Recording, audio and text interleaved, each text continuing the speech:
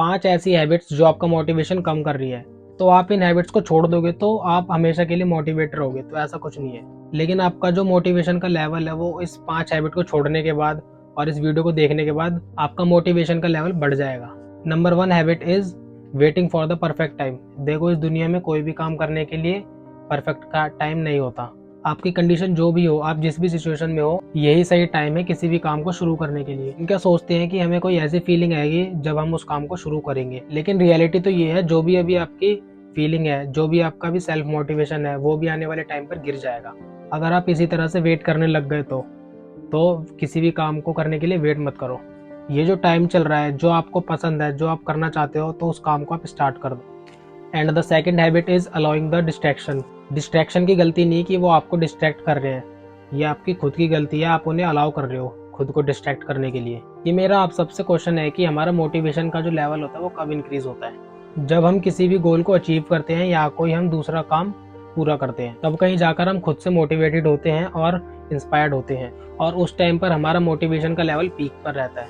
For an example, आपने 2-3 दिन का गोल बनाया पढ़ने का और आप उस गोल को अचीव कर लेते हो तो आपका मोटिवेशन बढ़ जाएगा। वहीं दूसरी ओर आप काम को छोड़कर बीच में चले गए, फॉर एग्जाम्पल आप मोबाइल चलाने लग गए या टीवी देखने लग गए या फिर बाहर कहीं घूमने चले गए, यानी कि आपने काम को बीच में छोड़ दिया और आपका काम पूरा नहीं होगा, तो आपका मोटिवेशन भी लो होगा। तो जब भी पढ़ाई करो या दूसरा कोई काम करो तो डिस्ट्रैक्शन को अलाउ मत करो खुद को डिस्ट्रैक्ट करने के लिए। तो थर्ड हैबिट है कंपेयरिंग योरसेल्फ, खुद को दूसरों से कंपेयर करना।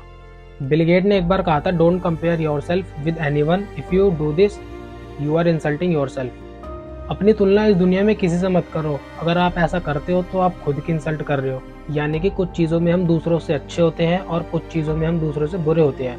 तो हम ना बुरे हैं और ना अच्छे हैं, जैसे भी हैं हम बहुत अच्छे हैं और सबसे यूनिक हैं। मैं भी यूनिक हूँ और आप भी यूनिक हो। होता क्या है कि जब हम दूसरों से खुद को कंपेयर करते हैं तो हम 30% टाइम अपने आप को ज़्यादा बड़ा चढ़ाकर बताते हैं दूसरों से। उस टाइम पर हम कंपैरिजन को अच्छा बनाते हैं, मतलब हम खुश होते हैं कि हम दूसरों से अच्छे हैं, लेकिन 70% टाइम हम खुद को दूसरों से गिरा हुआ मानते हैं और उस टाइम पर हम एंजाइटी में चले जाते हैं, डिप्रेशन में चले जाते हैं। Comparison is good if it makes you better not bitter. Comparison अगर करना ही है तो आप ऐसी जगह पर करो जहाँ पर आप बेटर बन रहे हो। अब जो फोर्थ हैबिट है वो है जंक फूड। जंक फूड में कैलोरी बहुत होती है, बहुत ज़्यादा फैट होता है, बहुत ज़्यादा शुगर होती है, और वो फूड जिसमें बहुत ही कम मिनरल्स होते हैं, बहुत कम फाइबर होते हैं, बहुत ही कम विटामिन होते हैं, उसे ही जंक फूड कहते हैं। हम जो कुछ भी खाते हैं उसका बहुत बड़ा रोल होता है हमारे सेल्फ मोटिवेशन पर। तो जब भी जंक फूड को देखो तो माइंड में सिर्फ आपके एक ही चीज़ आनी चाहिए, ये तो टट्टी है।